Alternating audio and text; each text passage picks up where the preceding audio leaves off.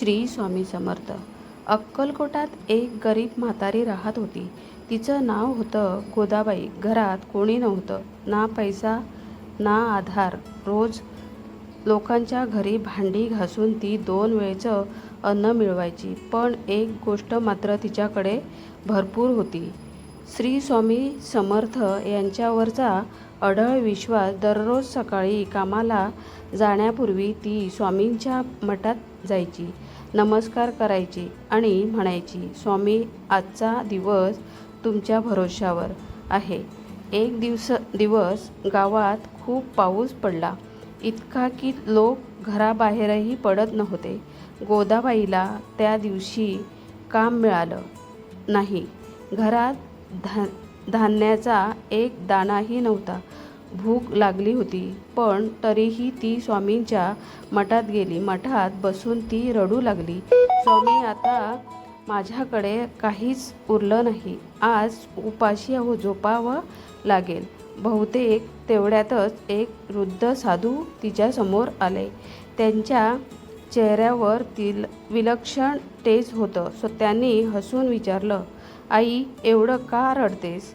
गोदाबाई म्हणाली, माझं कोणी नाही बाबा, आणि माझा आज घरात अन्नही नाही।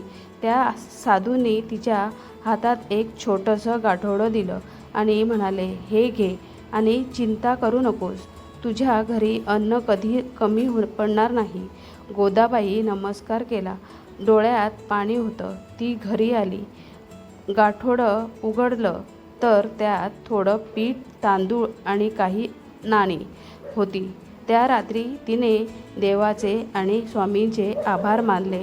दुसऱ्या दिवशी ती पुन्हा मठात गेली, पण तिला ते वृद्ध साधू कुठेच दिसले नाही।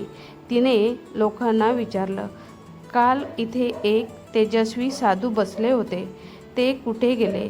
लोक आश्चर्याने म्हणाले, इथे काल कोणताही साधू नव्हता। आई, हे ऐकताच गोदाबाईंच्या डोळ्यातून अश्रू वाहू लागले। ती स्वामींच्या मूर्तीसमोर बसली आणि तिला जाणवलं, काल मदतीला आलेले दुसरे कोणी नसून स्वतः स्वामी समर्थ होते।